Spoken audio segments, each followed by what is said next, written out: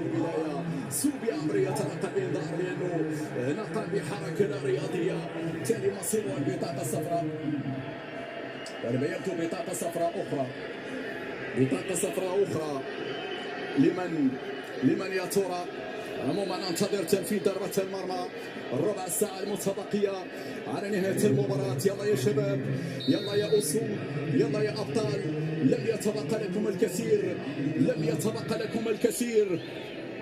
هذه اللقطة الماضية، والصادق لا تلعب بالنار، الصادق لا تلعب بالنار وفي خطأ. نعم، في تدخل، فما هو قرار الحكم؟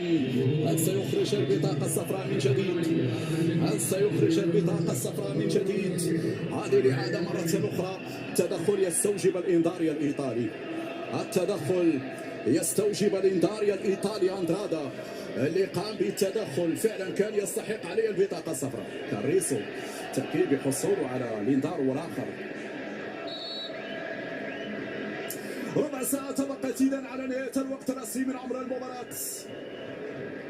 تلعب ضربة حرة، الكرة للأمام في اتجاه ياسر الزبيري، أقرب إلى الصادق. لا، مرت عليك يا الصادق. الخروج بالكرة على الجهة اليسرى. لازم نرجع بسرعة. جسيم يعمل مجهود كبير للعودة في هذه اللحظات لمنع المرور الأرجنتيني. الآن عادت في وسط الميدان على استلام بهذه الكيفية. نعم، الكرة تصل جهتها اليمنى الآن عن طريق سوبيا أبري على مشارف منطقة الجزاء. ممنوع المرور، ممنوع العبور، غطوا بشكل جيد. لا، زواني برافو.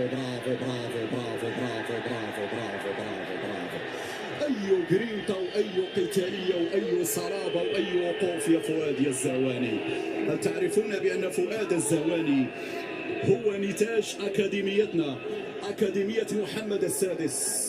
عندما نتكلم عن البطولات العالمية لابد أن نستحضر هذه الأكاديمية. نعم، مفخرة المملكة المغربية، أكاديمية محمد السادس. أعطتنا أسماء في كأس العالم في قطر، وتعطينا أسماء في هذا الجيل الذي يلعب مونديال الشباب. الزواني والصادق والزبيري، نعم، وغيرهم الكثير من النجوم والأسماء والمواهب التي انطلقت من أكاديمية محمد السادس. هذا الخزان وهذا المركز وهذه الأكاديمية اللي فعلا تعتبر مفخرة بالنسبة لكرة القدم المغربية، كانت ولا زالت وستبقى مفخرة وخزان حقيقي للمواهب. في المونديال رأيناهم، مونديال قطر، واليوم هذه المواهب القادمة من أكاديمية محمد السادس تعطينا أسماء من قيمة فؤاد الزواني، الجوليادور، الهداف الزابري.